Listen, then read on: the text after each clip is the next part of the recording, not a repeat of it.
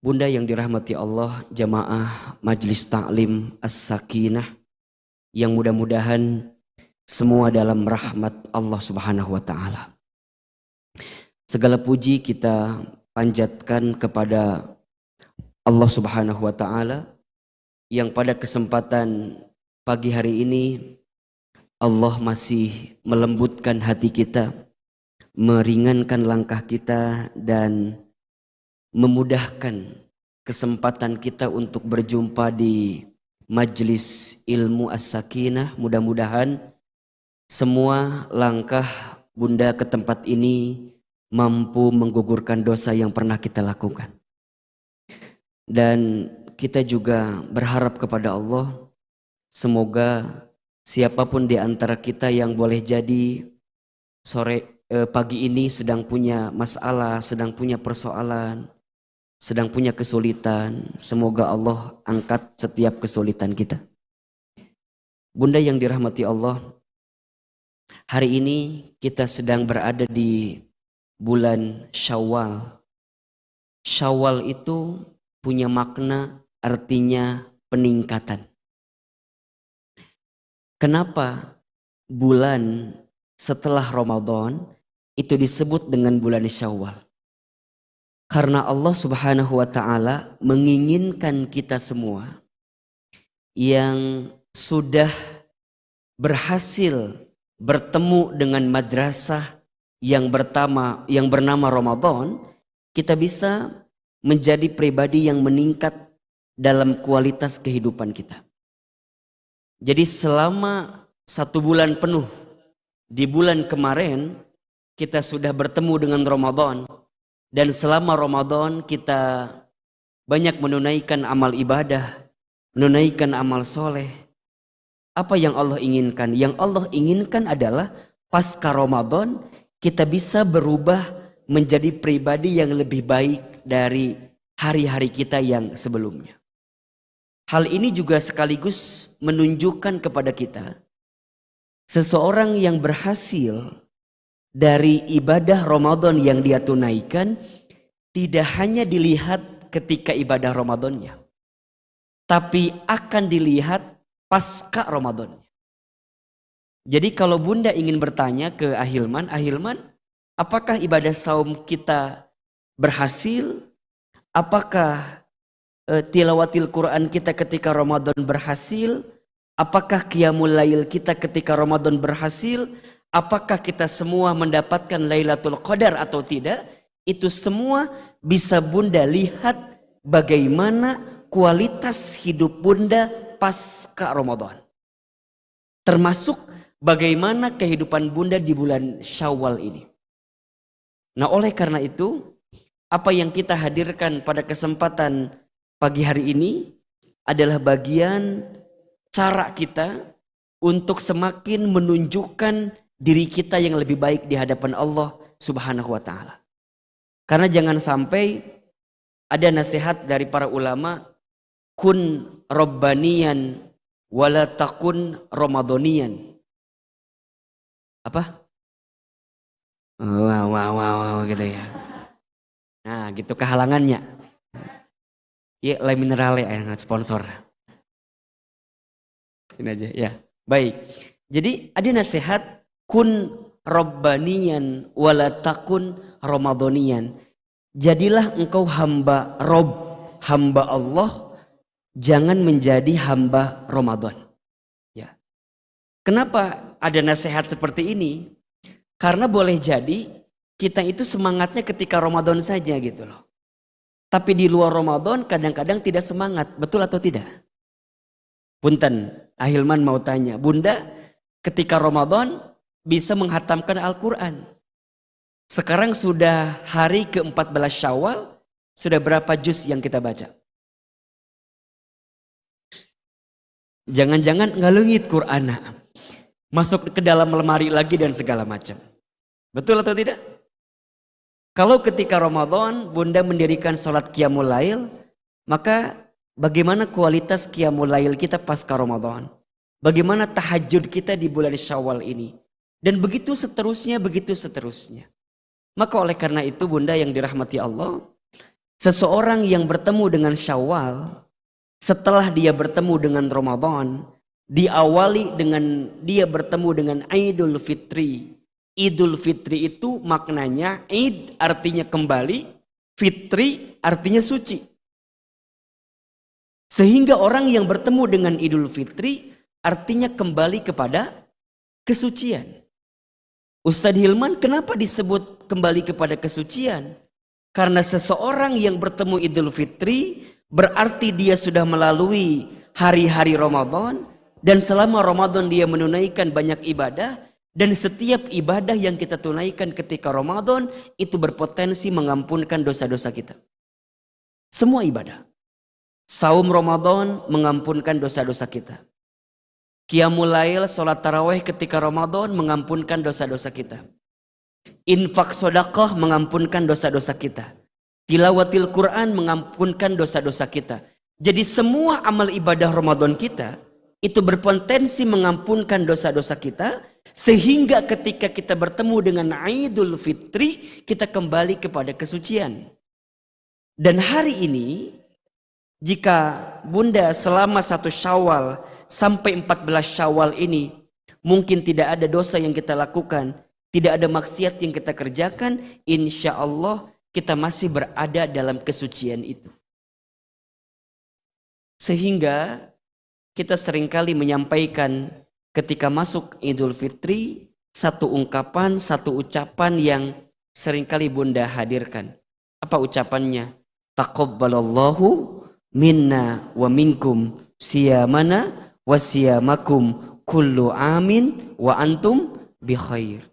Taqabbalallahu minna wa minkum. Semoga Allah menerima amal ibadah kami dan amal ibadah kamu sekalian. Siyamana wa siyamakum. Semoga Allah menerima amal ibadah saum kami dan amal saum kamu sekalian.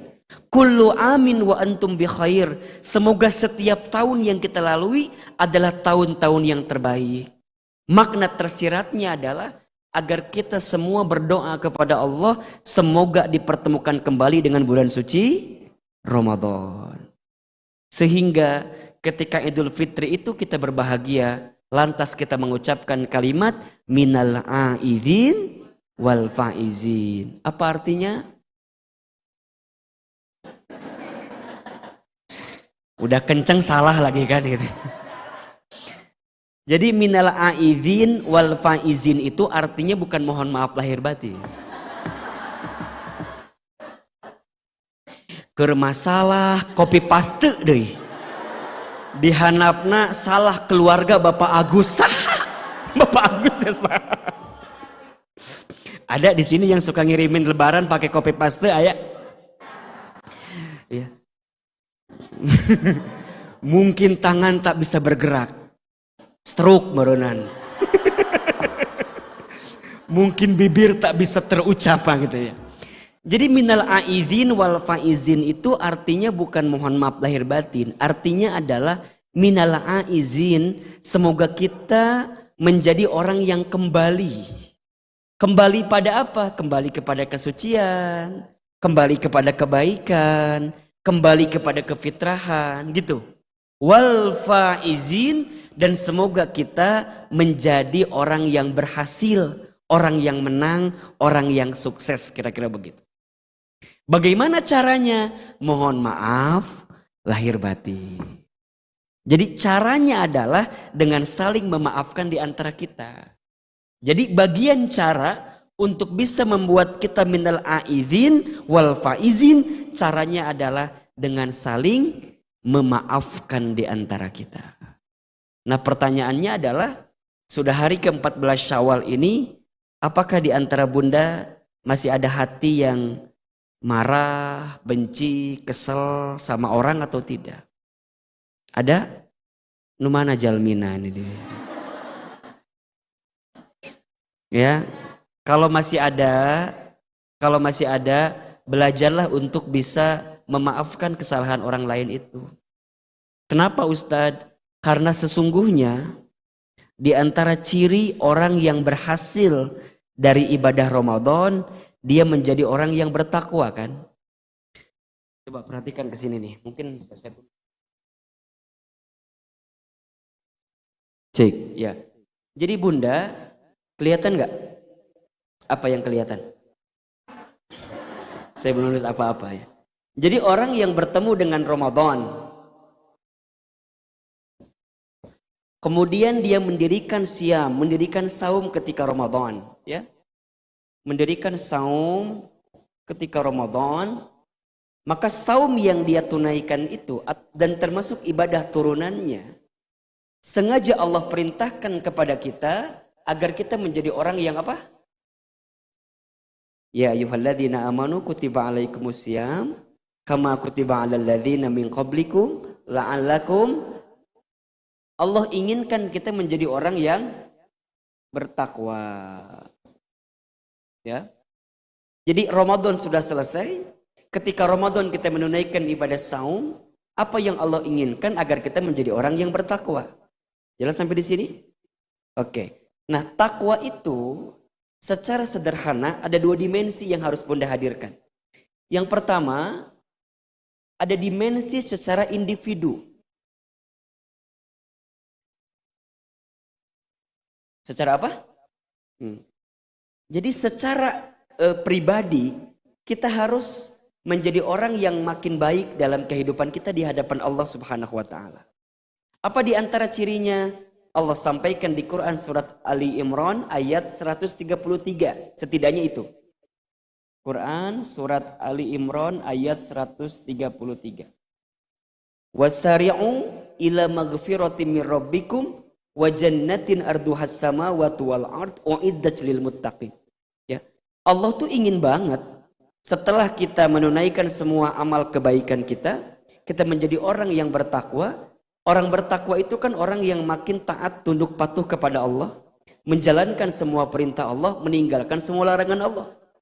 Sehingga dia punya kebiasaan untuk apa? Wasari'u. Dia bersegera ila maghfiratin mir rabbikum, untuk mengejar ampunan Allah Subhanahu wa taala.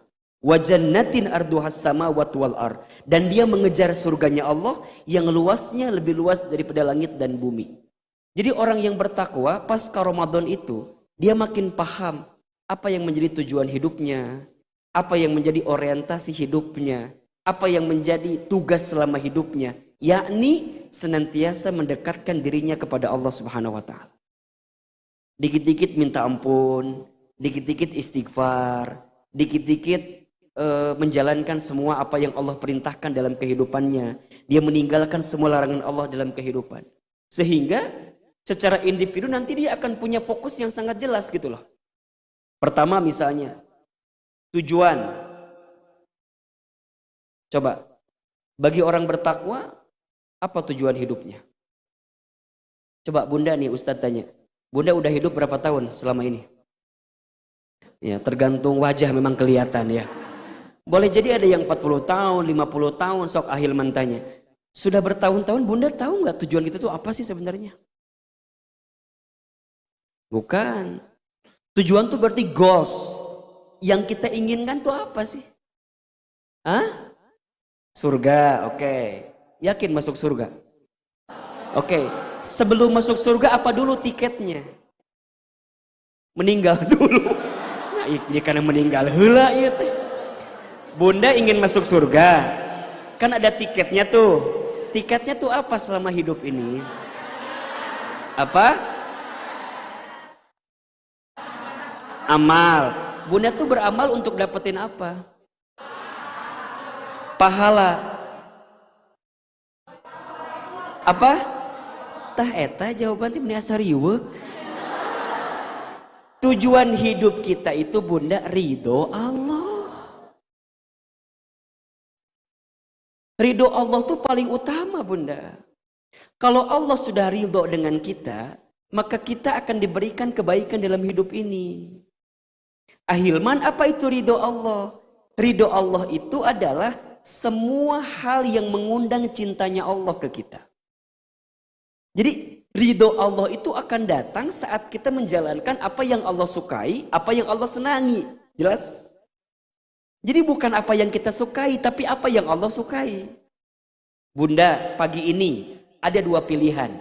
Antara taklim dengan senam zumba. Contoh ini mah.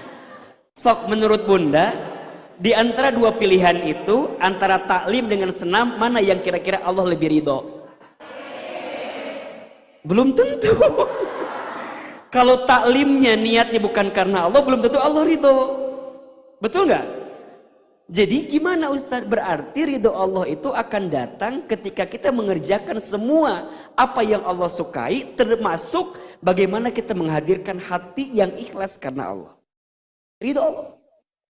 Kalau Allah udah ridho dengan kita, maka Allah akan ampuni dosa-dosa kita. Kan gitu. Kalau Allah sudah ampuni dosa kita, maka kita layak masuk apa? Surga. Jadi Bunda nggak akan masuk surga kalau belum diampuni oleh Allah. Ya nggak? Jadi istilahnya kayak tiket masuk itu ya harus dapat ridho Allah, ampunan Allah, surganya Allah.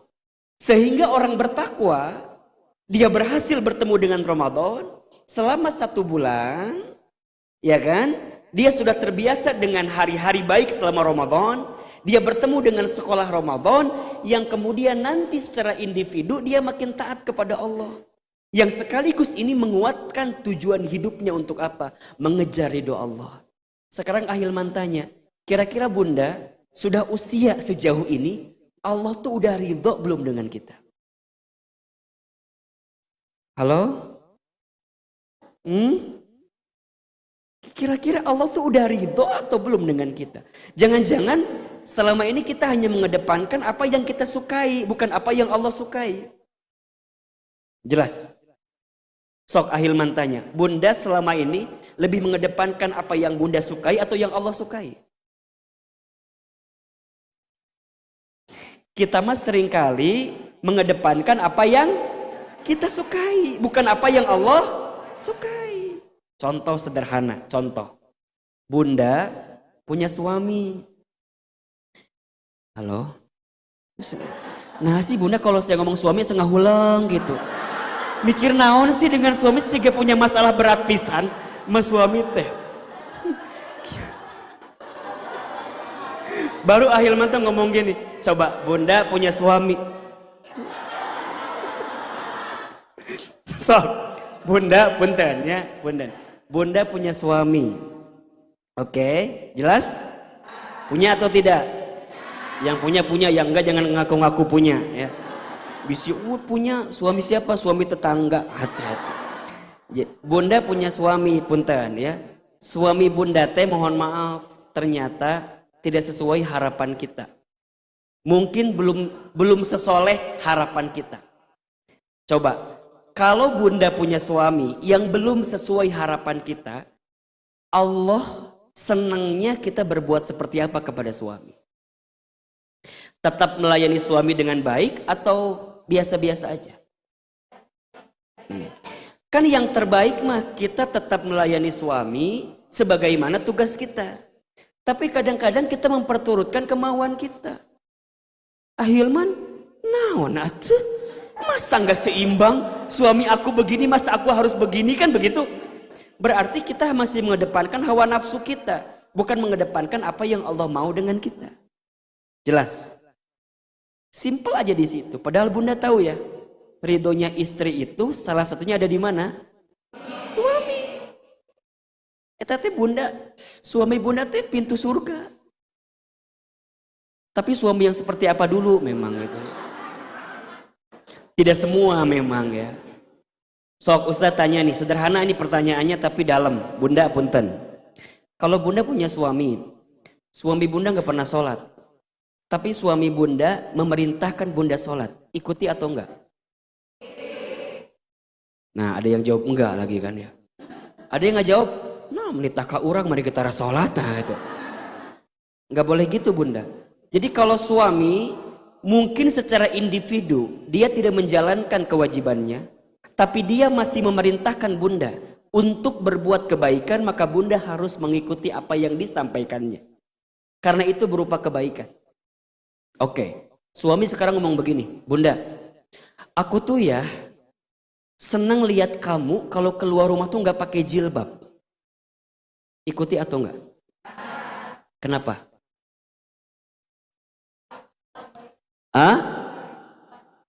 Oke, karena melanggar syariat Allah.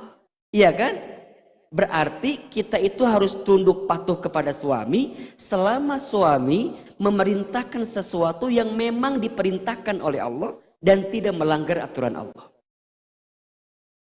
Bunda mau ngaji, izin ke suami.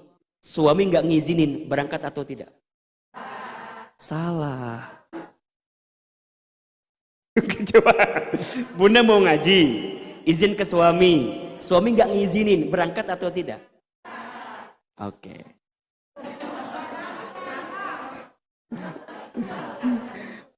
Pada bab itu, maka Bunda harus mendapatkan izin dari suami. Kalau suami minta Bunda jangan berangkat, karena satu dan lain hal yang boleh jadi suami tahu apa alasannya, maka Bunda tidak boleh berangkat. Walaupun itu ngaji. Kecuali gimana caranya Ustadz? Karena ngaji itu Bunda masih punya alternatif untuk melakukannya di tempat lain atau dengan cara yang lain. Beda dengan jilbab yang tadi. Jelas kira-kira? Jadi kalau yang namanya istri itu, jangankan keluar jauh, keluar rumah yang sebentar saja, ke warung, itu kudu izin sama suami. Halo? Jelas kira-kira? Ustadz, berarti nggak adil dong kalau gitu. Mohon maaf. Kenapa nggak adilnya? Kok kalau suami keluar rumah nggak harus izin sama istri, ya nggak? Ustadz tanya, suami kalau keluar rumah izin nggak sama kita istrinya? Oke. Berarti kalau gitu adil apa enggak? Bunda, kalau keluar rumah harus izin. Suami kalau keluar rumah nggak harus izin. Adil atau tidak? Hah? Oke. Jawabannya adil. Bunda, adil itu bukan sama rata. Tapi adil itu menempatkan sesuatu pada tempatnya. Ustadz Hilman, kenapa suami kalau keluar rumah tidak harus izin? Sedangkan istri kalau keluar rumah harus izin suaminya. Karena seorang suami akan diminta pertanggungjawaban atas istrinya. Istri tidak diminta pertanggungjawaban atas suami, enggak. Bunda bikin salah. Suami tidak menegur Bunda, tidak membimbing Bunda, maka suami akan diminta pertanggungjawabannya. Makanya jadi suami itu berat. Berat ya sih? Berat tuh. Berat Bunda. Udah mencari nafkah, bener tuh. Belum lagi nanti mempertanggungjawabkan dosa-dosa kita sebagai istrinya. Mata kena ulah nambah beban ke suami itu. Ini kan wajah-wajah pemberi beban semua ya. Iya benar. Berat Bunda. Jadi suami itu beratnya luar biasa. Makanya wajar suami bebannya berat sehingga Allah berikan apa kepada suami? Ridho kita itu ada di siapa? Di suami. Wajar. Makanya Ustadz Hilman punten mohon maaf. Kenapa sampai hari ini saya masih belum mau naon sih teteh?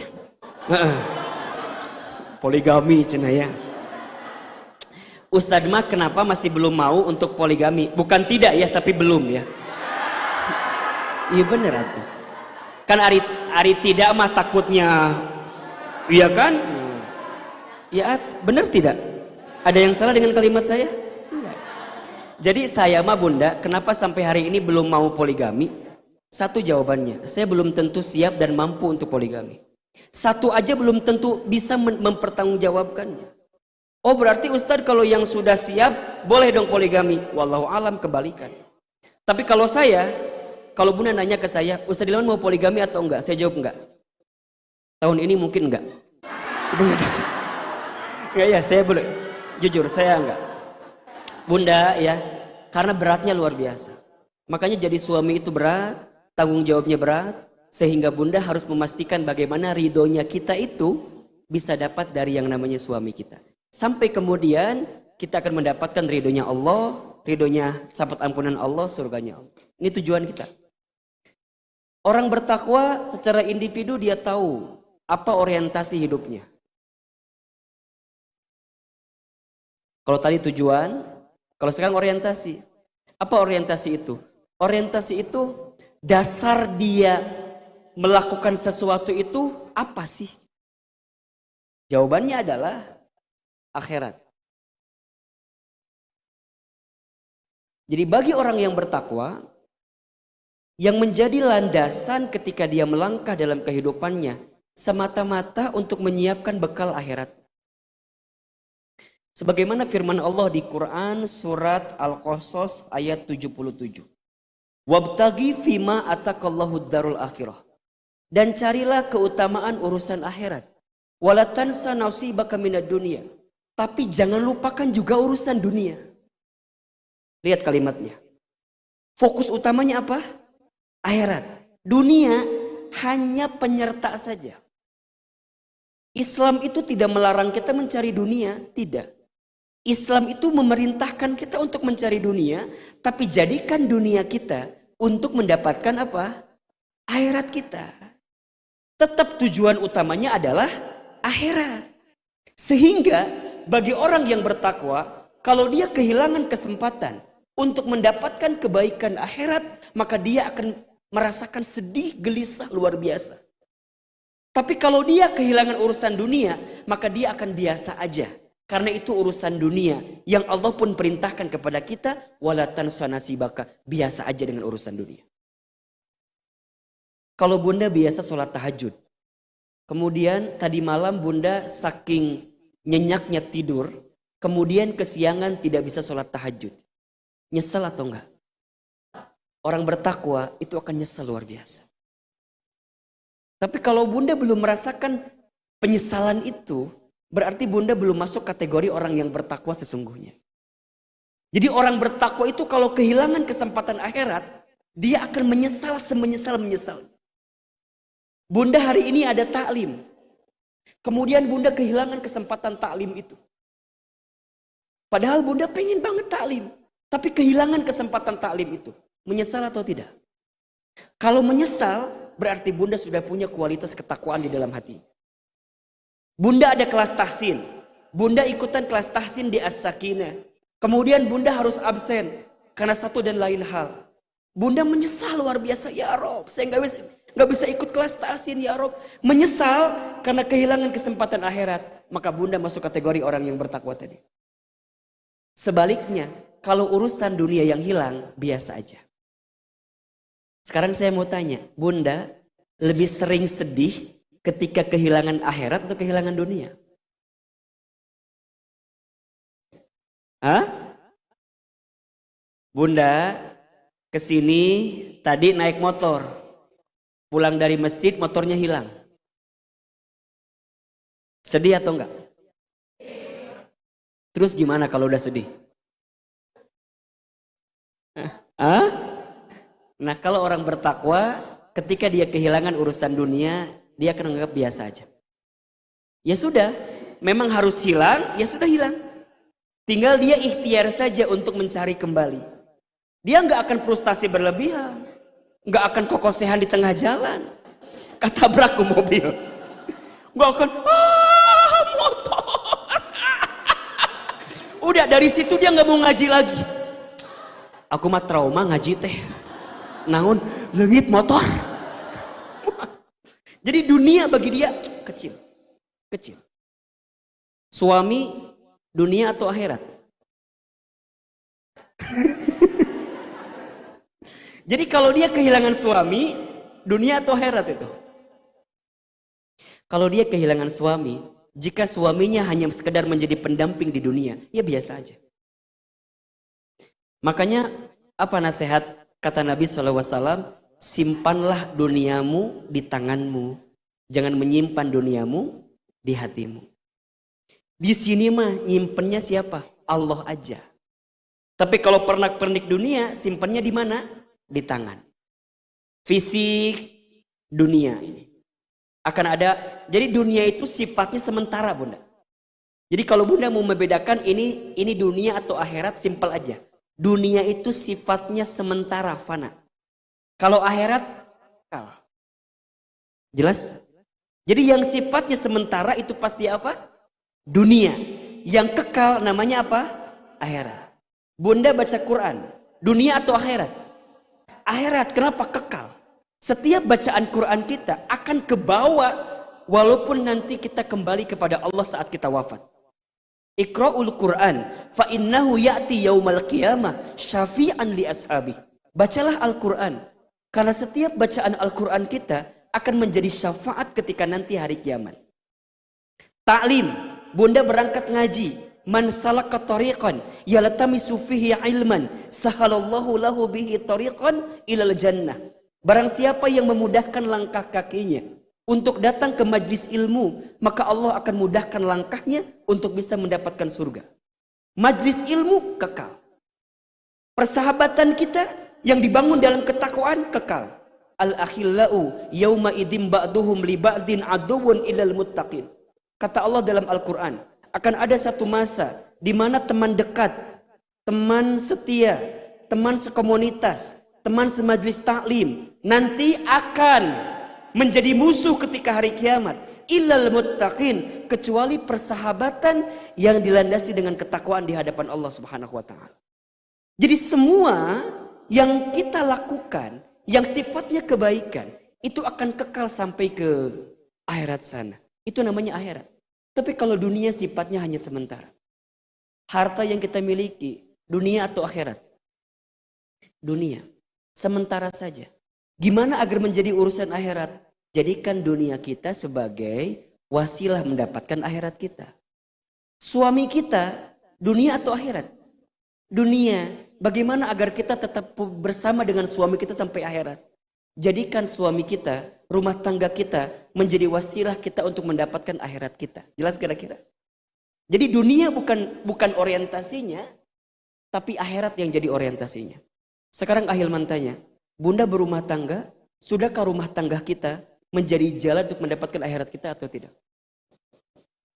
Tetap suami kita, tetap anak-anak kita, tetap cucu kita, lihat keluarga besar kita, sudahkah menjadi keluarga yang bisa mengantarkan kita ke surga atau tidak? Sekarang saya mau tanya, bunda, kalau mau mendapatkan akhirat dari suami, harus punya suami yang soleh atau punya suami yang tidak soleh? Belum tentu. Bunda, nih perhatikan di sini ya. Kalau bunda punya rumah tangga, kemudian bunda punya suami yang soleh, maka ujiannya adalah syukur. Apa ujiannya? Syukur. Tapi kalau bunda punya suami yang salah, apa ujiannya? Sabar. Dua-duanya berpotensi bisa masuk surga dengan keadaan suami seperti apapun. Makanya kalau bunda pernah mendengar baiti jannati, apa itu artinya? Rumahku, surgaku. Apa maknanya? Rumah seperti surga gitu. Ayat di dia gitu.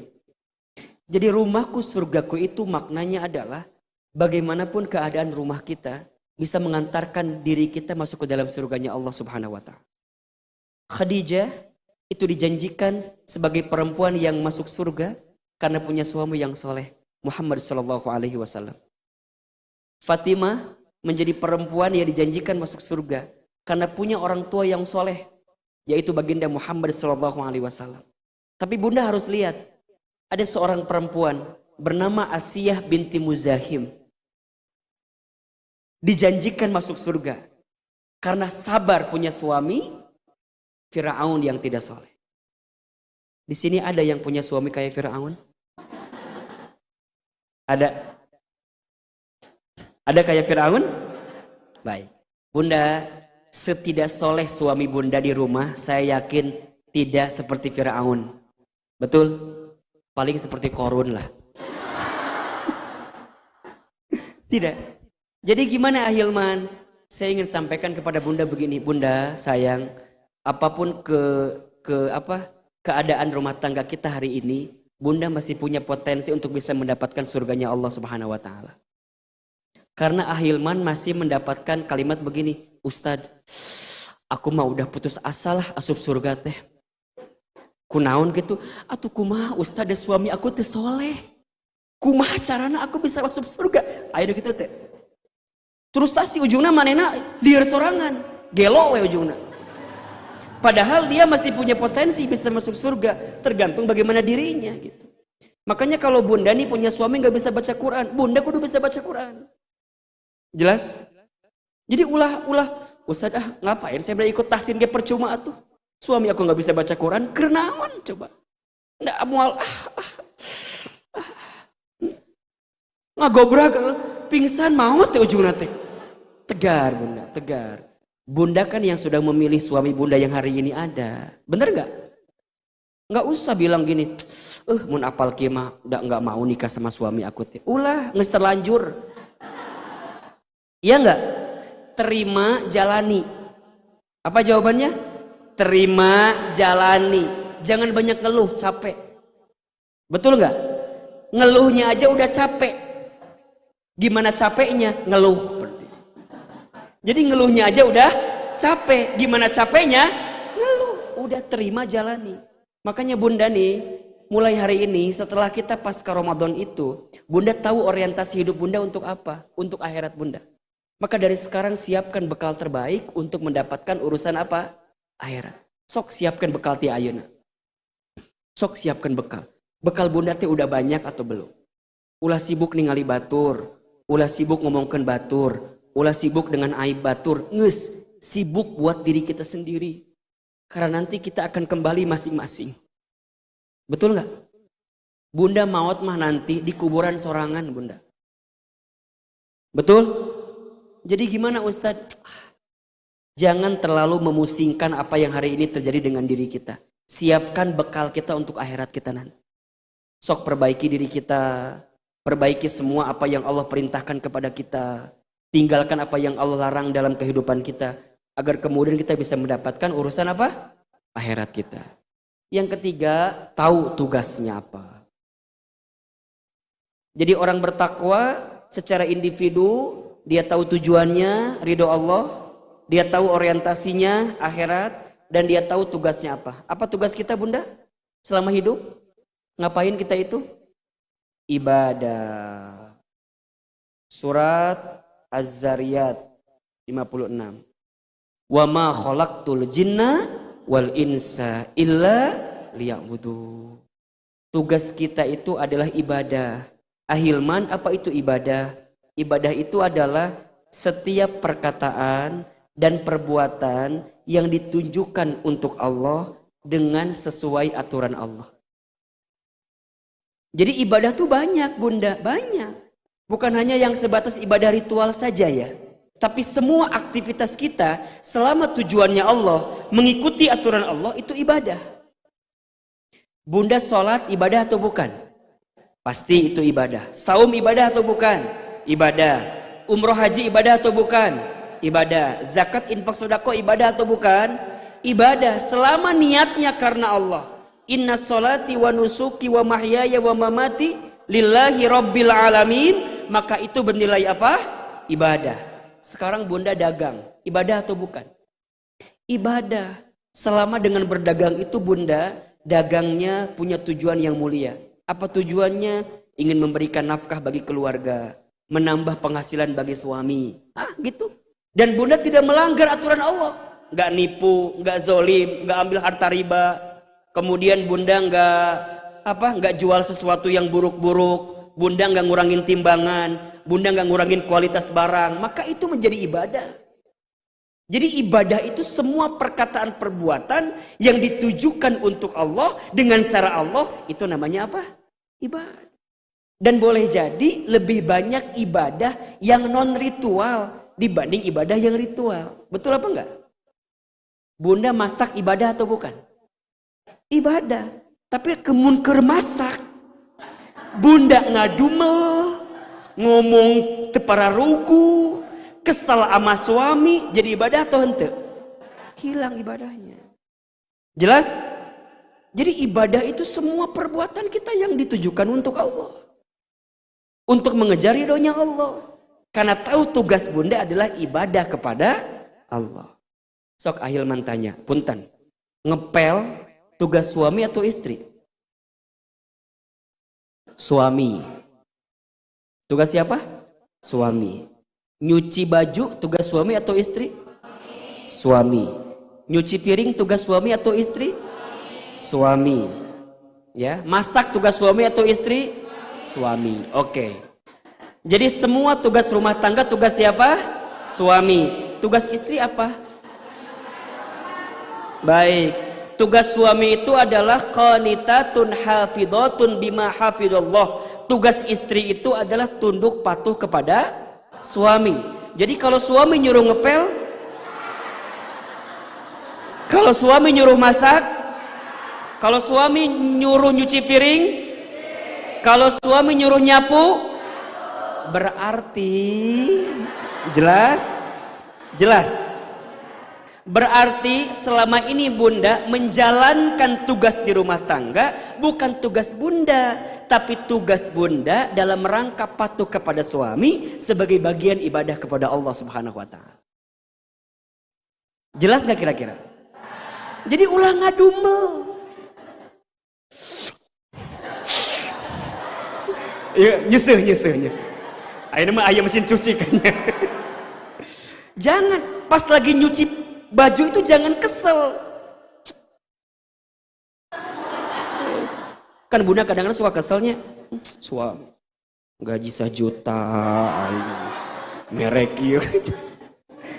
Pahalanya hilang bunda, hilang pahalanya.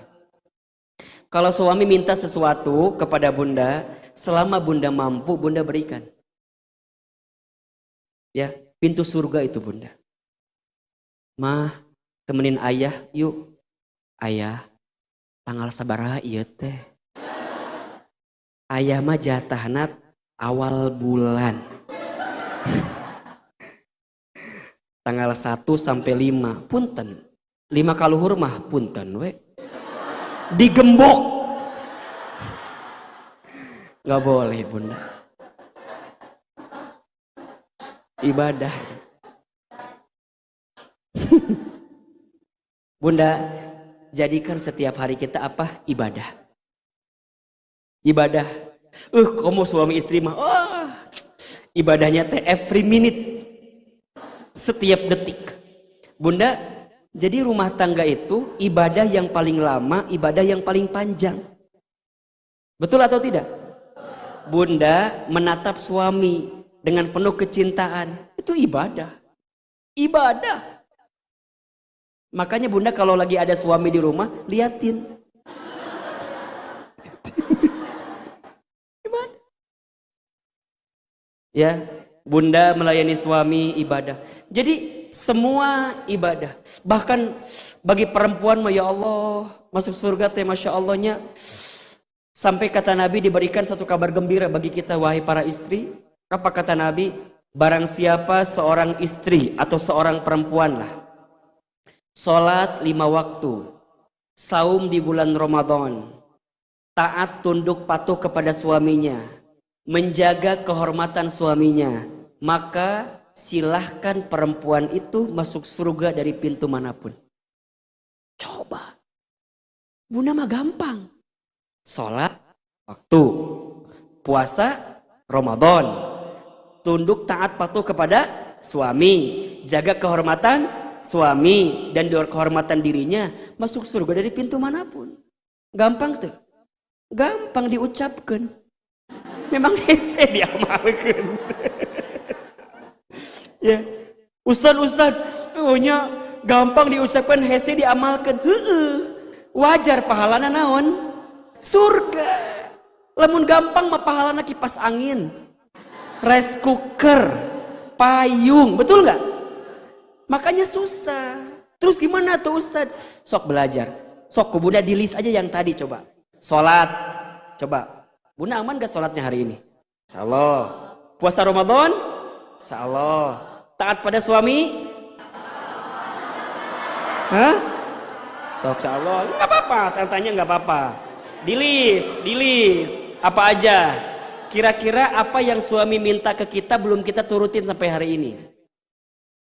Cicing di imah. Cek suami teh. Cicing we di imah. Aduh, ini agak berat Ustadz. Oke, gak apa-apa, checklist. Gak apa-apa, ayah, mama gak apa-apa gak keluar rumah. Tapi tiap bulan 50 juta aman? Aman tuh? Mama gak apa-apa gak keluar rumah. Tapi ayah ajarin mamah tahsin Quran. Itu. Cek si ayah teh, lamun ayah nu ngajar sesat mah. Gitu bisa ngajar. Oh, checklist ke bunda. Naon deui? Misalnya suami bunda minta bunda masak. Udah belum masak? Dah. Nyuruh ke kita agar badannya tetap proporsional. Berarti penampilan tetap oke. Wajah harus seperti 17 tahun. Harus banyak lah. Bunda bilang, oke. Kalau mamah begini berarti bapaknya kudu six pack. Atau menyesuaikan. Ya. Jadi sok bunda teh diperhatikan. Termasuk ini yang terakhir nih. Kalau ini mah insya Allah lah. Yang terakhir nih. Bagaimana menjaga kehormatan. Bunda mohon maaf ya. Ternyata kita itu masih banyak para istri yang tidak bisa menjaga lisannya di depan suaminya. Hati-hati. Jadi bunda harus belajar bersyukur menerima. Bukankah bunda pernah mendengar satu hadis? Begitu banyak perempuan yang ditempatkan di api neraka karena apa? Karena mereka kurang berterima kasih, kurang menerima kepada siapa? Suaminya. Dan yang paling luar biasa, seringkali banyak para istri yang menghilangkan kebaikan suami. Betul apa enggak? Ustadz, dah aku mah selama nikah 20 tahun, asal can pernah jalan-jalan. Paling jauh ge ke Taman Topi. Batur mah ke Taman Safari, Ustaz. Paling bantar-bantar ke Taman Coret-coret paling. Bunda, jangan menghilangkan kebaikan. Eta kalimat, aku mah selama nikah 20 tahun asa can diajak jalan-jalan. Ya Rob, ari eta meuli baso ka pasar. Jalan-jalan bukan? Jalan-jalan. Nongkrong di taman heulang. Jalan-jalan bukan? Jalan-jalan ke Taman Topi nongkrong meuli jagong bakar. Jalan-jalan. Ke Taman Coret-coret tah, popotoan hungkul meuli mah henteu. Da teu boga duit teh. Eta jalan-jalan atau bukan? Jangan menghilangkan kebaikan suami. Hati-hati bunda. Saya paling gak suka kalau ada ibu-ibu yang curhat ke saya. Rata-rata gitu curhatnya. Ustadz, aku mah selama nikah gak pernah bahagia. Hari malam pertama bahagia ente. Mending ngahilangkeun eta teh ka suami. Jangan begitu atuh kalimatnya. Mungkin begini kalimatnya, Ustadz, saya tuh sekarang sedang tidak bahagia. Iya enggak? Tapi kalau diumumkan semua, Ustadz, saya mah selama nikah sama suami asa belum pernah mendapatkan kebahagiaan. Aku teh udah lama pengen curhat ke Ustadz teh. Coba kalau suami aku kayak Ustadz ya. Wah, jadi panjang coba. Dari curhat ka dia jadi kaditu coba. Matak Ustadz mah bunda, aduh punten pisannya. Kalau udah ada yang curhat dan curhatnya langsung menjelekkan suami, pohon maaf. Ustadz mah langsung skip dah. Skip. Punten, mangga keluar. Kumaha gitu? Kalau ada masalah di rumah tangga kita, jangan nyalahin pasangan kita. Nyalahin siapa? Suami kita. Jangan nyalahin kita, jangan nyalahin pasangan kita, nyalahin siapa? Kita. Jadi bunda tuh kalau pas cerita gini kira-kira kalimatnya, Ustadz, mungkin saya tuh punya masalah karena banyak dosa saya ya. Itu lebih enak tuh. Tak atau gitu mikir, adik itu banyak kan lebih enak ke sayanya. Kita mah kadang-kadang suka ngebalikin ke suami kita, ngebalikin ke pasangan kita. Coba lisan, belajar. Termasuk juga ini pesan bagi para suami. Para suami juga harus pandai menata hati, menata kata di depan istri kita kan. Istri itu kalau sedang bicara cukup satu, diam, dengarkan. Itu aja. Jadi kalau kita datang ke kondangan nih sama istri kita kan suka ditoel-toelnya. Oke, di kondangan jaga matanya. Kita jaga mata. Cek suami teh, nyamah insya Allah. Emang kenapa sih? Mama cek gitu wae sama bapak teh. Pak, inget di kondangan teh gelis-gelis cantik-cantik. Ingat, mamah paling cantik. Suami nggak usah ngomong harusnya mah, iya aja. Baik mah, iya mah, gitu. Kalau ngomong, mah, emang kunaon sih? Kan gitu kan? Emang kunaon sih? Menicurigaan banget ke papa teh. Bapak, inget sejarah membuktikan. Ternyata si bapak pernah punya masa lalu teh gitu. Yang pernah membuat sesuatu yang tidak baik di hati istrinya. Udah pak, gak usah banyak ngomong. Kalau istri bicara langsung aja. Baik, sami'na wa ata'na. Diam aja. Diam. Makin banyak ngomong, makin keluar banyak kesalahan yang lain. Emang kunaon sih mah? Bapak, ingat sejarah membuktikan. Bapak teh setiap pulang dari kondangan pasti aya nomor WhatsApp anyar wae. Terus selama kondangan tah moal nyaman. Pak atuh dah. Bapak mah gak pernah dengerin mama sekali-kali mah atuh pak. Mama teh sedih. Ya udah atuh bapak kudu kumaha ayeuna. Udah pokoknya mah turunkan mama di hareup. Aduh eta. Kalau suami sudah mendapatkan kata-kata dari istri, turunkan mama di depan. Lieur eta teh. Direm kumaha? Digas ngomong wae kan gitu.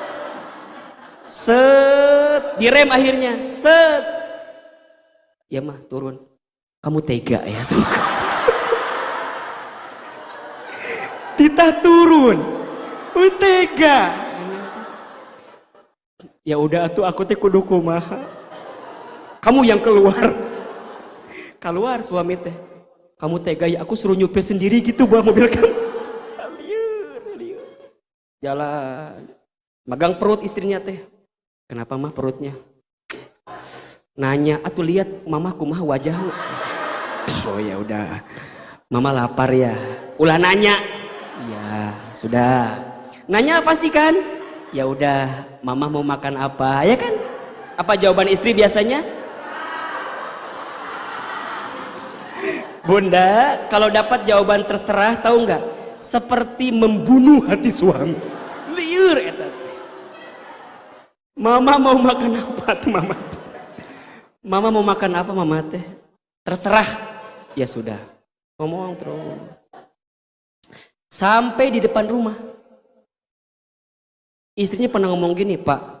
Di sana tuh ada lele yang enak banget. Tapi suaminya tuh nggak ngerti teh gitu. Dah, lurus we terus. Sampai rumah, matiin mesin mobil, masuk rumah ke dapur masak mie sorangan. Ditanya ke suamina, mama kok masak mie? Banjur sorangan. Aduh ya Allah, ya Robbana ya Karim. Jadi bunda ya. Panjang coba. Dari awal kondangan, di kondangan gak jadi ke kondangan. Karena berantem, di jalan juga mau diturunkan juga nggak jadi, pengen makan terserah, sampai rumah masak mie terjadi, diguyurkan ke orang Abu Bakar. Tuh kan, kalau yang ngerasa mah ketawa, udah pasti ada yang begitu.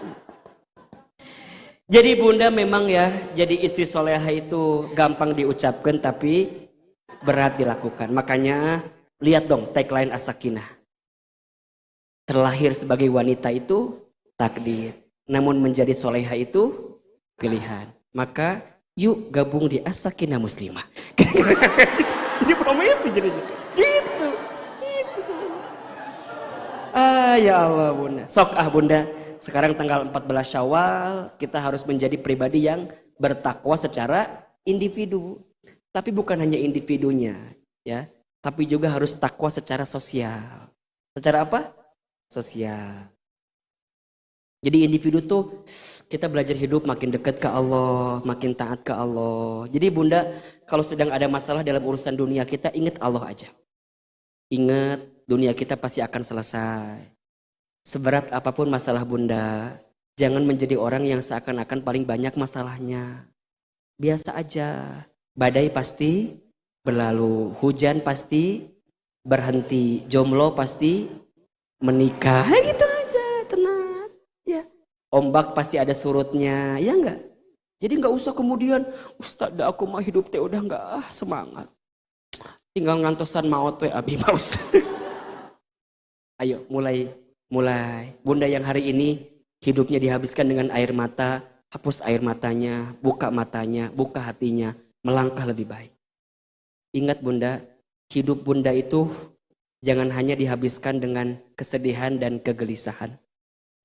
Ya, jangan menghadirkan kegelisahan dengan terlalu khawatir terhadap masa depan kita. Jangan juga mengungkit kesedihan terhadap sesuatu yang pernah terjadi di masa lalu kita. Terlalu bodoh kalau seperti itu kita itu. Jalani hari ini, tarik nafas yang dalam, katakan Alhamdulillah. Begitu banyak nikmat yang Allah berikan kepada kita. Jelas? Berkali-kali Ustadz sampaikan, Bunda, Allah itu begitu banyak ngasih nikmat sama kita. Ya? Tidak kurang yang Allah berikan kepada kita. Yang kurang siapa? Yang kurang diri kita saja. Allah mah sempurna. Allah mah luar biasa. Ustadz Hilman, apakah Allah luar biasa? Ya jelas. Siapa yang kurang? Diri kita aja. Kita kurang apa? Dikasih nikmat kurang syukur. Dikasih uji kurang sabar. Ketika beramal kurang ikhlas. Ketika ada takdir kurang ridho. Kalau dikumpulin kurang ajar. Jadi yang kurang itu siapa? Kita. Kalau Bunda tidak bahagia, berarti Bunda kurang. Kurang syukur, kurang sabar, kurang ikhlas, kurang ridho. Ujungnya kurang ajar.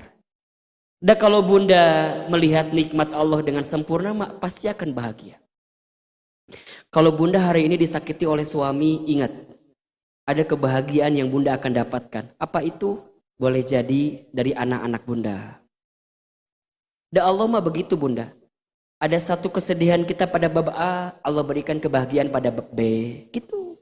Jadi ulah ngerasa hirup orang teh sedih selamanya. Allah tuh inginkan kita menjadi hambanya yang bahagia. Rabbana atina fid dunya hasanah wa fil akhirati hasanah wa qina azab. Berarti kalau yang memilih bahagia itu kita atau Allah? Allah memilih kita bahagia, kita yang memilih kita juga bahagia. Bahagia itu bukan dicari, tapi bahagia itu diciptakan. Ada orang yang mencari kebahagiaan dengan harta, belum tentu yang hartanya banyak bahagia. Betul nggak? Banyak yang hartanya melimpah, nggak bahagia. Ada orang yang mencari bahagia dengan pangkat jabatan tinggi, belum tentu bahagia. Betul? Ada orang yang bahagia dengan punya rumah yang luas, belum tentu. Ada orang yang rumahnya luas, tapi seakan-akan sempit rumahnya. Ada orang yang mengejar bahagia dengan mobil yang bagus, belum tentu. Mobil yang bagus belum tentu bahagia, malah kemudian jadi malah sengsara buat dirinya. Bahagia itu diciptakan, bukan dicari. Bunda bisa menciptakan bahagia sesuai dengan kriteria Bunda masing-masing. Bahasa lainnya, jangan membandingkan kebahagiaan orang lain dengan kebahagiaan kita. Karena masing-masing punya indikator kebahagiaan yang berbeda-beda. Jangan menggunakan ukuran sepatu orang lain untuk kaki kita. Karena masing-masing kaki punya ukuran sepatu masing-masing. Nggak bisa. Bunda sekarang ukuran kakinya 42. Makai yang 45. Apa yang terjadi? Oblag. Tengenahan. Kegedean. Bunda 42. Pakai yang 41. Apa yang terjadi? Kesempitan, kekecilan, masing-masing punya bahagia. Maka bahagiakan hidup kita. Terlalu sayang, hidup ini dihabiskan dengan air mata terhadap sesuatu yang tidak usah kita sedihkan selama ini. Ustadz gak mau ada jamaah as-sakinah, murung, galau, gelisah. Bahagia. Apa kabar Bunda?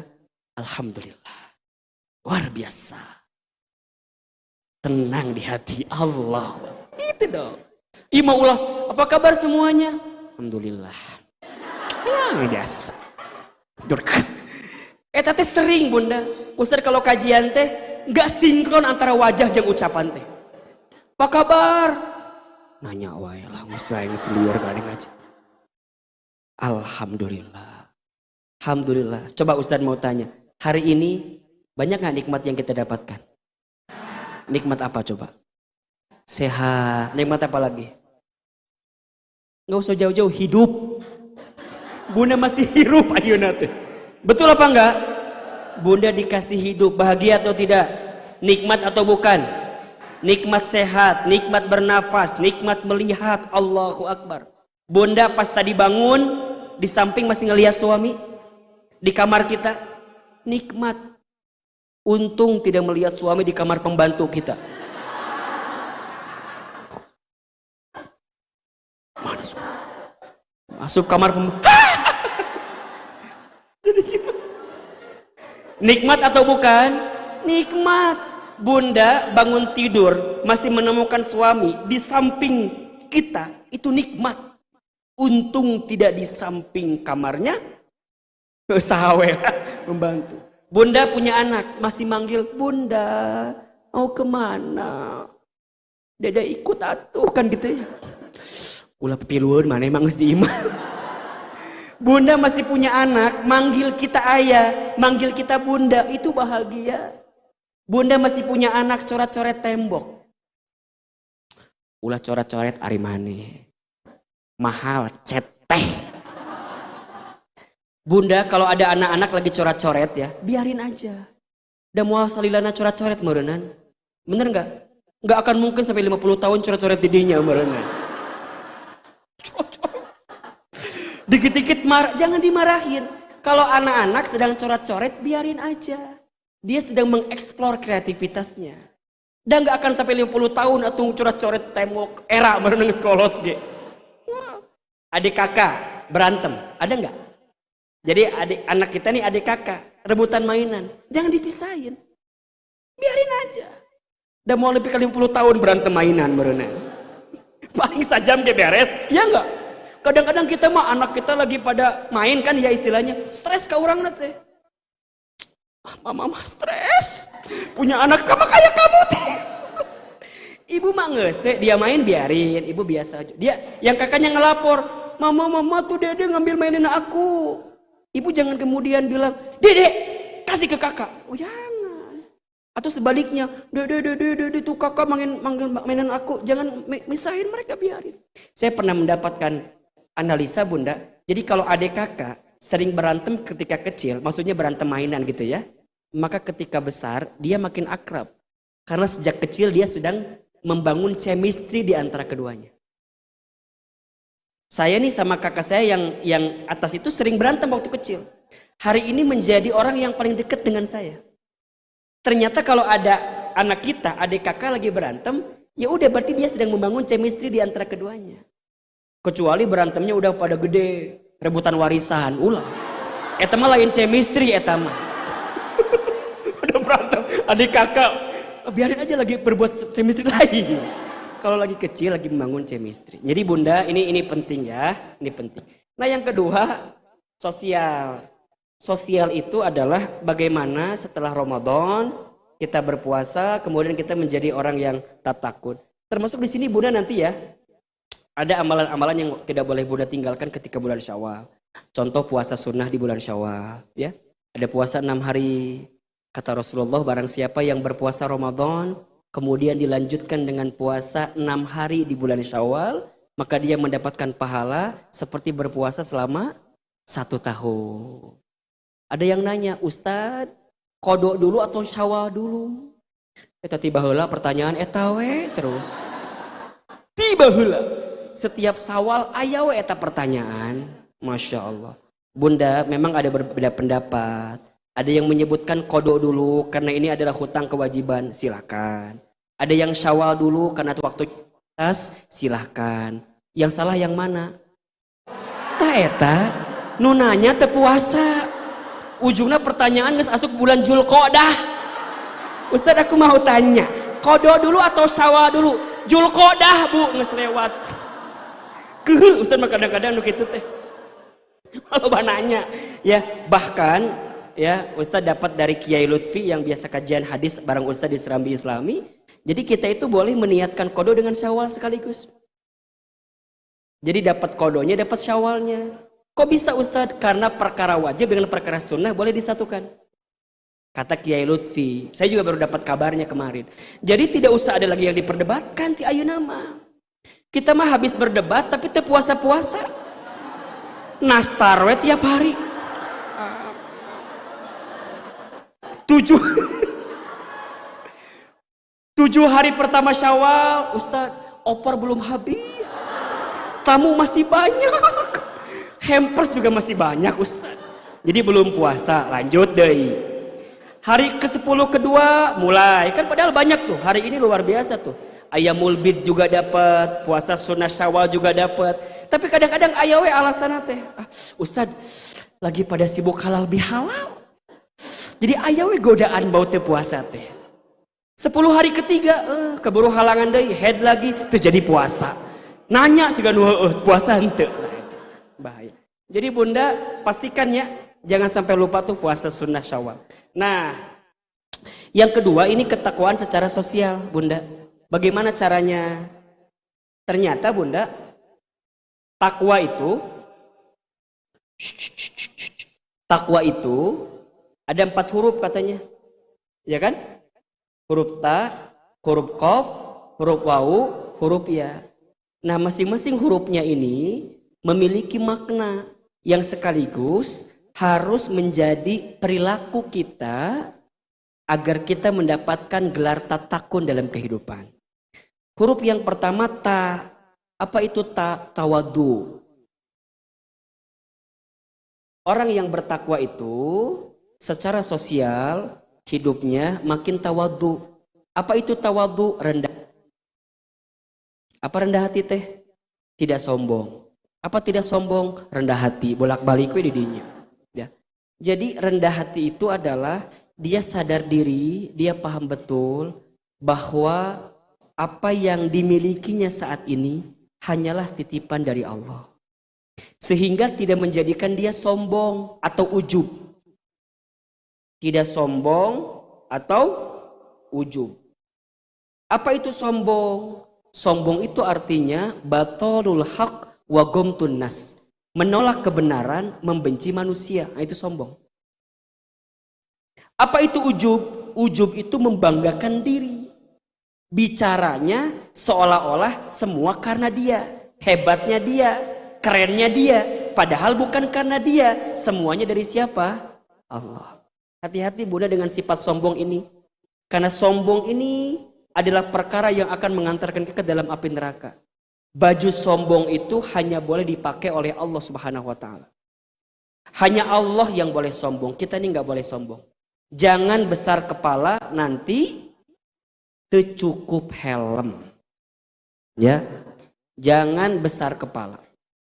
Mulai hari ini belajarlah makin tawadu, rendah hati. Ahilman, gimana caranya agar kita bisa rendah hati? Caranya sadar diri. Kalau kita nggak punya apa-apa dan bukan siapa-siapa. La haula wala quwata illa billah. Gimana caranya agar sadar diri? Ingat mati. Kalau kita semua pasti akan mati. Rendah hati, sadar diri, ingat mati. Itu dibulak-balik pasti ketemu. Kalau Bunda mau rendah hati, sadar diri. Kalau Bunda mau sadar diri, ingat mati. Kalau Bunda ingat mati, pasti rendah hati. Kalau Bunda rendah hati, pasti sadar diri. Kalau ada yang muji Bunda, jangan kemudian Bunda dipermainkan dengan pujian itu. Ya Allah Bunda, ini cantik banget. Apa jawabannya? Alhamdulillah, hadza min fadli Rabbi. Ini semua dari Allah. Bunda cantik banget. Tuh nyanyi tuh pasti. Dia make up aku mah mahal kali. Tuh si gamane. Semua balikin ke Allah. Bunda punya anak soleh. Punya anak berprestasi. Ini semua izin siapa? Gak boleh bilang, nya tuh anak orang mah pinter. Da kumaha mamahna. Lamun pinter kumaha mamahna. Lamun bodoh. Ustad, da anak aku mah aduh bodoh pisan di sekolah teh. Kunaon gitu? Nggak tahu sih karena mah gara-gara bapana. Dah baheula bapana di sekolah teh bodoh pisan. Boleh bener. Jadi orang yang rendah hati mah ngelihatnya ke kita. Kalau dia bicara, bicaranya bukan membesarkan dirinya, tapi membesarkan siapa? Allah. Bunda, tipis-tipis ujub teh. Siganu bukan ujub, padahal ujub. Ustadz, alhamdulillah, Bunda mah memang sih tidak belum soleha banget Ustadz. Tapi insya Allah setiap malam gak pernah lewat tahajud Ustadznya. Ya Ustadz. Eta teh tipisnya, siga bukan ujub padahal dia sedang menceritakan dirinya. Bunda pernah nggak ada yang menemukan begini kalau nanya, Ustadz mau tanya terkait dengan jam ketika sholat tahajud. Yang paling utama tuh jam berapa ya Ustadz? Karena Bunda masih bukan sombong ya. Paling jam 2:30 subuh bangun teh. Kira-kira boleh atau enggak? Eta kalimat pertanyaan ya.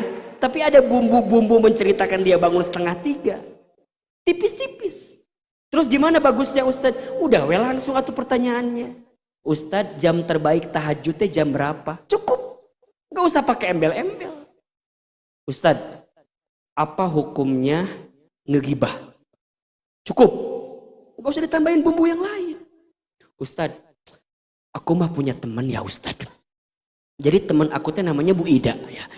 Nah Bu Ida teh Ustadznya lamun masak tehnya sok asep nate nyampe ke rumah saya. Kira-kira itu teh termasuk perkara yang diharamkan tidak Ustadz? Saya bukan gibah ya Ustadz. Eta teh gibah. Ngomongkan Ci Ida eta teh. Jelas kira-kira? Hati-hati dengan sifat apa? Ujub atau sombong.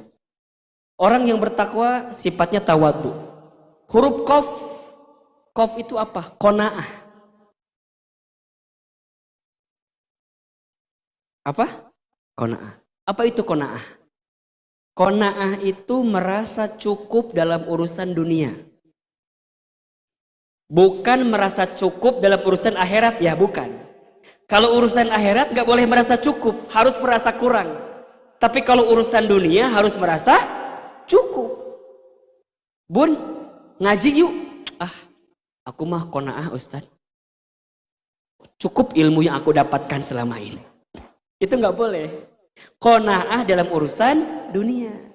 Ya, Bunda punya mobil yang hari ini ada, terima itu. Punya suami yang hari ini ada, terima itu. Qanaah, sifat merasa cukup dengan apa yang Allah berikan kepada kita. Huruf yang ketiga, wawu. Apa itu wawu? Waro.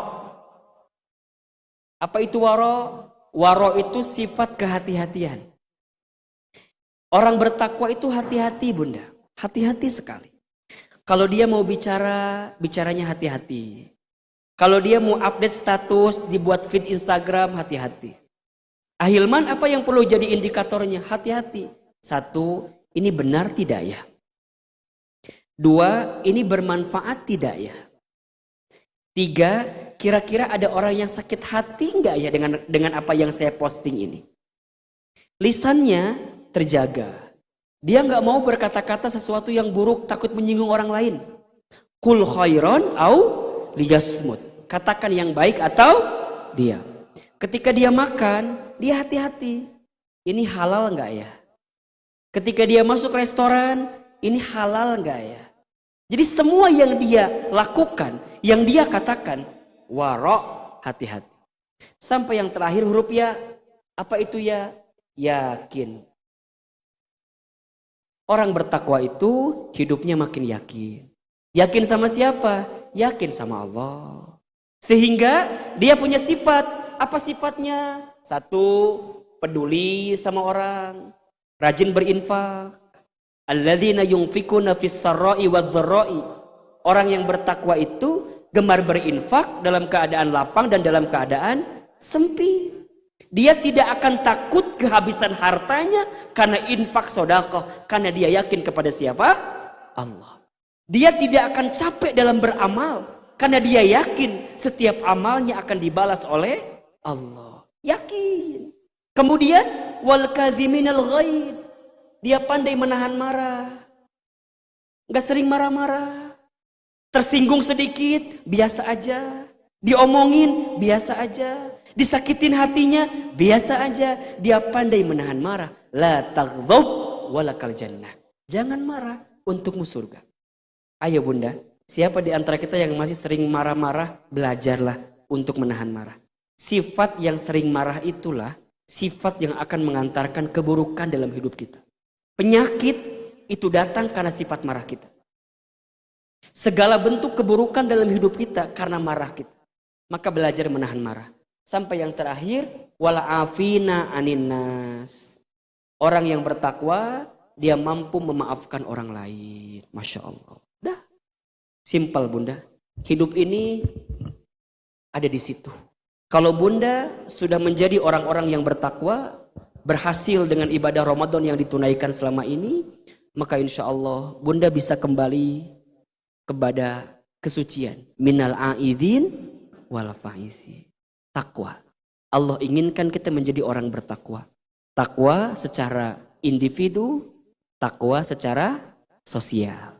Secara individu dia makin tahu tujuan hidupnya untuk dapetin apa? Ridho Allah. Orientasinya apa? Akhirat. Tugas hidupnya ngapain? Ibadah. Secara sosial dia makin apa? Makin baik dalam kehidupannya. Sehingga dia punya 4 sikap yang kemudian tersimpulkan dari huruf-huruf dalam kalimat takwa dalam bahasa Arab. Taknya apa? Tawadu. Apa itu tawadu? Rendah hati. Tidak sombong, tidak ujub. Karena tidak ada yang harus dia sombongkan dalam hidup.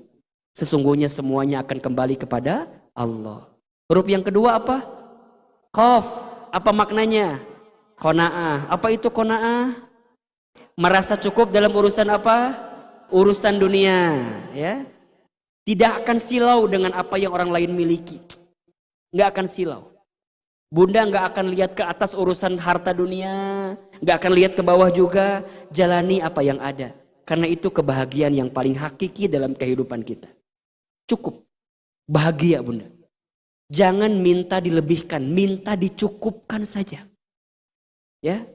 Punya rumah, coba pilih, mau yang luas atau yang lunas? Bukan dong, luas dan lunas pasti ya. Cukup, ya nggak usah gede-gede lah. Cukup buat anak 5, ya nggak? Kamarnya 5, ya cukup. Punya mobil 5, cukup. Ya. Coba bunda pengen punya mobil yang kayak gimana? Yang bagus atau yang pas? Yang pas bisa dipakai mobilnya. Bagus tapi nggak ada bannya, nggak bisa. Bagus remnya belum, tabrakan, udah. Punya suami minta yang cukup. Minta yang cukup. Bunda jangan minta suami yang ganteng. Yang ganteng teh banyak menyakiti hati. Betul tidak? Bunda punya suami kayak Ustadz Hilman, capek. Saya nggak ganteng berarti ya. Sok Ustadz mau tanya, bunda pengen gak punya suami kayak Ahilman? Enggak, jangan. Saya gak mau masalahnya gitu ya. Jangan. Cari yang pas-pas aja. Pas ditinggalin gak bikin deg-degan. Ya enggak?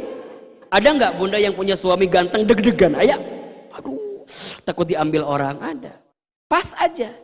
Ya, tapi pas juga gak jelek-jelek amat. Biar dibawa kondangan gak malu-maluin. Ya kan?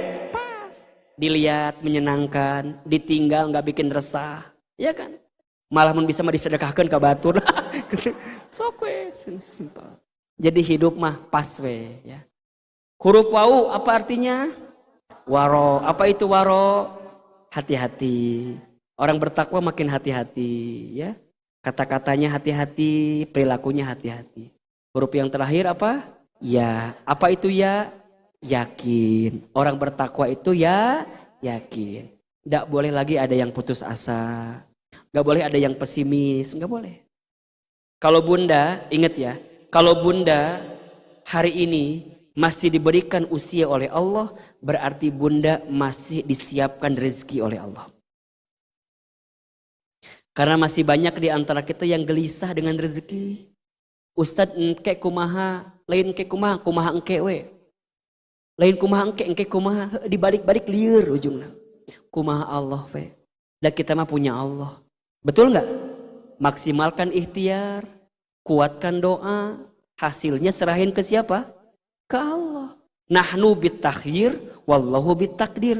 Tugas kita mah cuman ikhtiar. Hasilnya siapa yang menentukan? Allah.